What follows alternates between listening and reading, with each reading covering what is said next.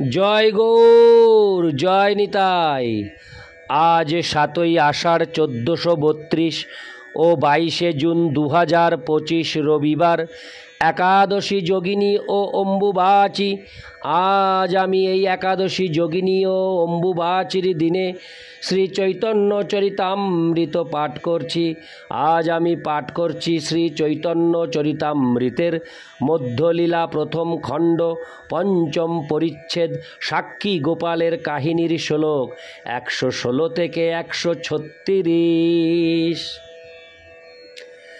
নারায়ণ হে নারায়ণ, ভবভয়হরণম নারায়ণ। শ্লোক 116। গোপাল রহিলা দুহে করেন সেবন, দেখিতে আইলা সব দেশের লোকজন। শ্লোকার্থ: গোপালদেব সেখানে রইলেন এবং তখন সেই দুইজন ব্রাহ্মণ তার সেবা করতে লাগলেন। এই ঘটনার কথা শুনে বিভিন্ন দেশের লোকেরা শ্রী গোপালদেবকে দর্শন করার জন্য সেখানে আসতে লাগলেন। ইতি শ্লোক 116। শ্লোক 117।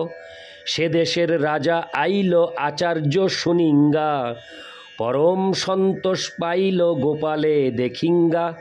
শ্লোকার্থ: সেই আশ্চর্য ঘটনার কথা শুনে সেই দেশের রাজা গোপালকে দর্শন করতে এলেন এবং গোপালকে দর্শন করে পরম আনন্দিত হলেন। ইতি শ্লোক 117। শ্লোক 118। মন্দির করিয়া রাজা সেবা চালাইল, সাক্ষী গোপাল বলি তার নাম খ্যাতি হইল। শ্লোকার্থ: গোপালের জন্য রাজা একটি খুব সুন্দর মন্দির নির্মাণ করে দিলেন এবং গোপালের নিয়মিত সেবার ব্যবস্থা করলেন। সেই থেকে গোপালদেব সাক্ষী গোপাল নামে বিখ্যাত হলেন। ইতি শ্লোক 118। শ্লোক 119। এই মতো বিদ্যানগরে সাক্ষী গোপাল, সেবা অঙ্গীকার করি আছেন চিরকাল। শ্লোকার্থ: এভাবেই বহুকাল ধরে সাক্ষী গোপাল বিদ্যানগরে সেবা গ্রহণ করে বিরাজ করছেন। তাৎপর্য: দক্ষিণ ভারতের ত্রৈলঙ্গ দেশের গোদাবরী নদীর তীরে বিদ্যানগর অবস্থিত। গোদাবরী যেখানে বঙ্গোপসাগরে মিলিত হয়েছে সেই স্থানকে বলা হয় কোট দেশ। এই কোট দেশ উড়িষ্যা রাজ্যের অন্তর্ভুক্ত ছিল এবং সেই প্রদেশের রাজধানী ছিল বিদ্যানগর। পূর্বে এই শহরটি গোদাবরী নদীর দক্ষিণ তীরে অবস্থিত ছিল। উড়িষ্যার রাজা পুরুষোত্তম দেব সেই দেশ নিজাধিকারে আনায়ন করে প্রাদেশিক শাসনকর্তার দ্বারা রাজ্য শাসন করতেন। বর্তমানে গোদাবরীর উত্তর তটস্থিত রাজমহিন্দ্রি থেকে বিদ্যানগর 20-25 মাইল পূর্ব দক্ষিণ পারে অবস্থিত। মহারাজ প্রতাপরুদ্রের সময় শ্রী রামানন্দ রায় সেখানকার শাসনকর্তা ছিলেন। ভিজিয়ানগর, ভজিয়ানা গ্রাম বা বিজয়নগর বিদ্যানগর নয়। ইতি শ্লোক 119। শ্লোক 120। উৎকলের রাজা পুরুষোত্তম দেব নাম, সেই দেশ যিনি নীল করিয়া সংগ্রাম। শ্লোকার্থ: উড়িষ্যার রাজা পুরুষোত্তম দেব যুদ্ধে এই দেশ জয় করে নেন। ইতি শ্লোক 120। শ্লোক 121। সেই রাজা যিনি নীল তার সিংহাসন, মাণিক্য সিংহাসন নাম অনেক রতন। শ্লোকার্থ: মহারাজ পুরুষোত্তম দেব বিদ্যানগরের রাজাকে পরাজিত করে তার সিংহাসন জয় করে নিলেন। সেই সিংহাসনের নাম ছিল মাণিক্য সিংহাসন এবং তা বহু মণিমাণিক্যে ভূষিত ছিল। ইতি শ্লোক 121। শ্লোক 122। পুরুষোত্তম দেব সেই বড় ভক্ত আর্য, গোপাল চরণে মাগে চলো মোর রাজ্য। শ্লোকার্থ। মহারাজ পুরুষোত্তম দেব ছিলেন একজন মহান ভগবদ ভক্ত এবং আর্য সভ্যতার কর্ণধার। তিনি গোপালের চরণে প্রার্থনা করে বললেন, দয়া করে তুমি আমার রাজ্যে চলো। ইতি শ্লোক 122। শ্লোক 123। তার ভক্তিবশে গোপাল তারে আজ্ঞা দিল, গোপাল লইয়া সেই কটকে আইল। শ্লোকার্থ। তার ভক্তিতে বশীভূত হয়ে গোপালদেব তার সেই প্রার্থনায় রাজি হলেন। মহারাজ পুরুষোত্তম দেব তখন তাকে কটকে নিয়ে এলেন। ইতি শ্লোক 123। শ্লোক 124। জগন্নাথে আনি দিল মাণিক্য সিংহাসন, কটকে গোপাল সেবা করিল স্থাপন। শ্লোকার্থ। মহারাজ পুরুষোত্তম দেব সেই মাণিক্য সিংহাসনটি নীলাচলে শ্রী জগন্নাথ দেবকে উপহার দিয়েছিলেন আর কটকে গোপাল দেবকে স্থাপন করে তার নিয়মিত সেবার ব্যবস্থা করেছিলেন। ইতি শ্লোক 124। শ্লোক 125। তাহার মহিষী আইলা গোপাল দর্শনে, ভক্তি করি বহু অলঙ্কার কইল সমর্পণে। শ্লোকার্থ। কটকে শ্রী গোপালদেবকে প্রতিষ্ঠা করা হলে মহারাজ পুরুষোত্তম দেবের মহিষী তখন তাকে দর্শন করতে আসেন এবং ভক্তি সহকারে তাকে বহু অলঙ্কার সমর্পণ করেন। ইতি শ্লোক 125। শ্লোক 126। তাহার নাসাতে বহুমূল্য মুক্তা হয়, তাহা দিতে ইচ্ছা হইল মনেতে চিন্তয়। শ্লোকার্থ। মহিষীর নাকে একটি অত্যন্ত মূল্যবান মুক্তা ছিল এবং তিনি সেই মুক্তাটি গোপালকে দিতে ইচ্ছা করে মনে মনে চিন্তা করতে লাগলেন। ইতি শ্লোক 126।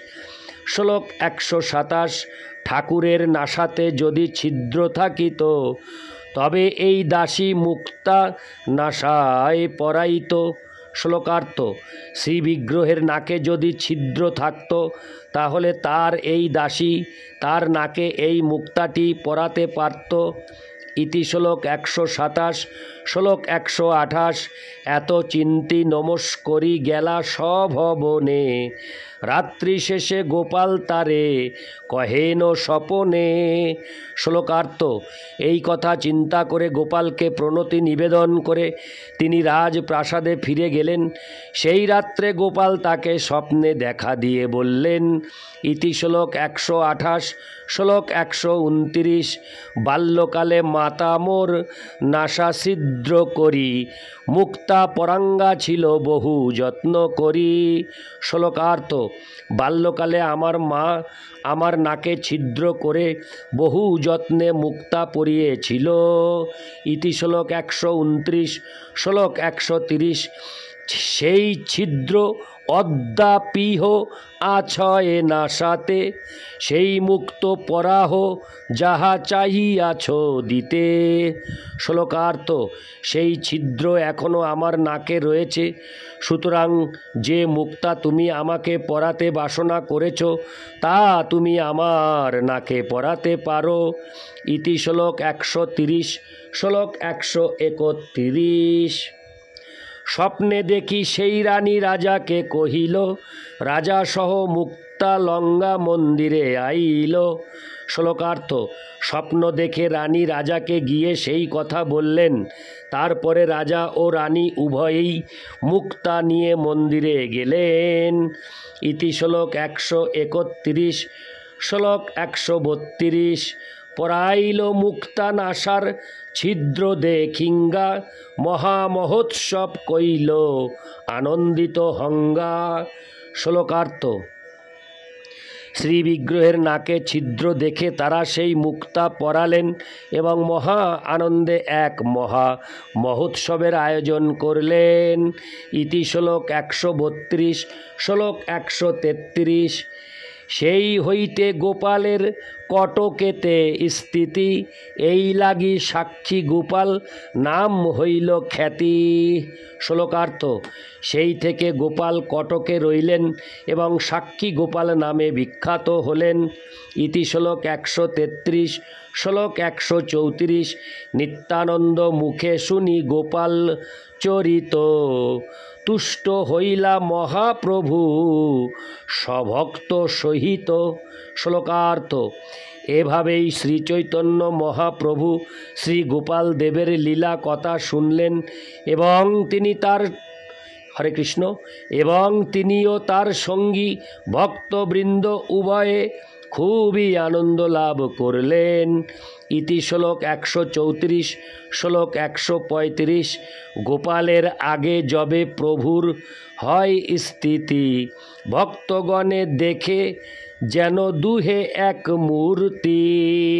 শ্লোকার্থ, শ্রী চৈতন্য মহাপ্রভু যখন শ্রী গোপাল বিগ্রহের সম্মুখে বসেছিলেন তখন সমস্ত ভক্তরা তাদের দুজনের একই মূর্তি দেখতে পেলেন।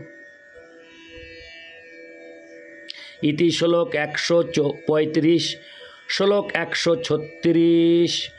দুহে এক বর্ণ, দুহে প্রকাণ্ড শরীর, দুহে রক্তাম্বর, দুহার স্বভাব গম্ভীর।